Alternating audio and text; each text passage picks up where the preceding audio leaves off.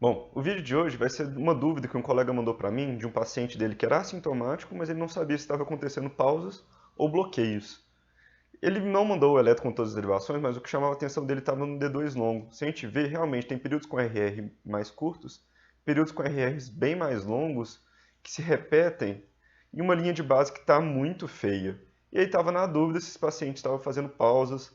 Ele viu atividades atriais, não pensou que podia ser fibrilação atrial, até circulou aqui pensando se não tinha alguma coisa bloqueada, se estava acontecendo algum bloqueio, para entender o que estava acontecendo nesse eletro, né? Bom, o primeiro problema, que é um problema muito comum que a gente vê, é que a linha de base está muito tremida. E com isso a gente tem alguma dificuldade de saber exatamente o que é a onda P. Bom, se a gente não sabe o que é onda P, a gente não consegue definir praticamente nada desse paciente, a gente não consegue definir o ritmo dele, pelo menos, que é o mais interessante aqui para ele.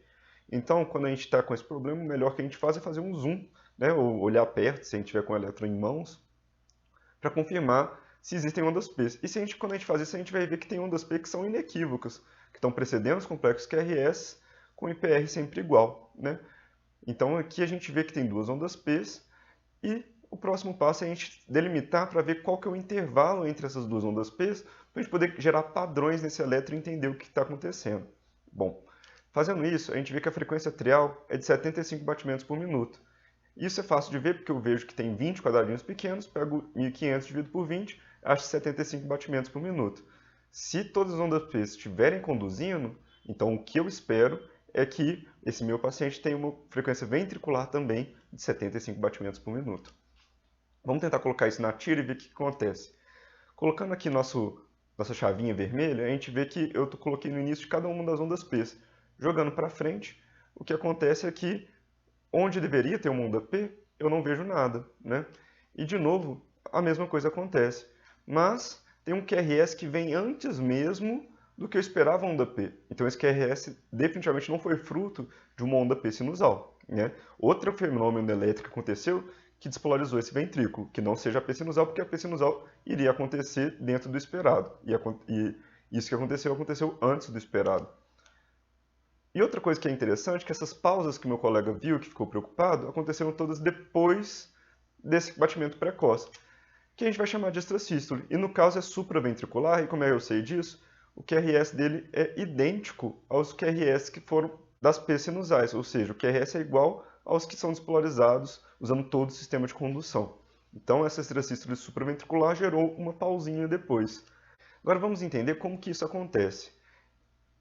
O ritmo sinusal normal ele é dominado pelo nó sinoatrial, que gera uma P pela despolarização dos dois átrios, e essa P vai despolarizar depois o ventrículo, né, pelo sistema de condução, gerando QRS. Como o nó sinoatrial ele despolariza de maneira previsível, essas P's vão ser sempre intervaladas iguais e os QRS também sempre intervalados iguais.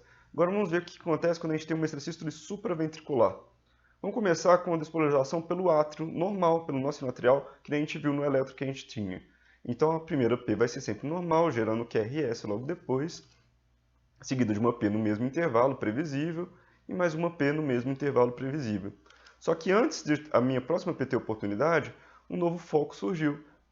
E esse foco vai competir com o foco primeiro que eu tinha, do nó sinoatrial, e como ele veio precoce, esse daqui ainda não teve chance de sair, esse foco, que pode ser em qualquer lugar dos átomos, até próximo aqui da junção, vai ser o responsável por despolarizar o QRS. O resultante disso é um RR que é maior e depois um RR que encurta, porque essa extrasístole veio antes, ela é precoce ao estímulo da P que eu estava esperando. Bom, qual que é o problema, outro problema dessa extrasístole? Ao atingir o tecido do nó sinoatrial, ela vai zerar o contador do nó sinoatrial, porque ele vai considerar isso um disparo.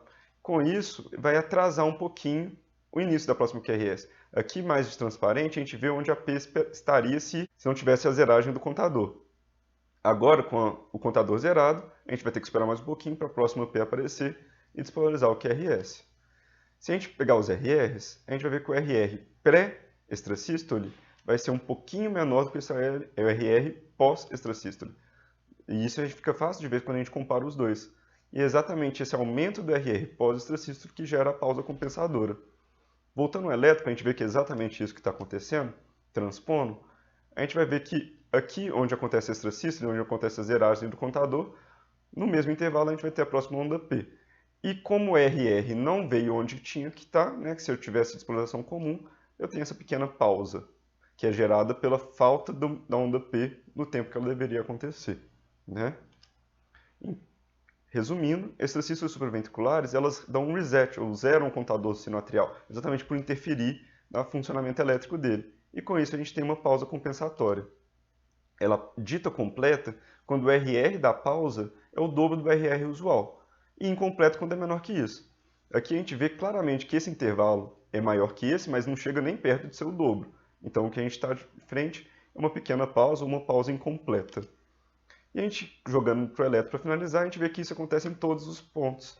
A gente vai ter o QRS sinusal, é um batimento precoce que leva a pequena pausa, e esse mesmo padrão se repete em todos os momentos, inclusive onde nosso colega circulou da suspeita de bloqueio. Bom, então, se era pausa ou bloqueio, nesse caso era uma pausa pós-extrasistólica. Até a próxima!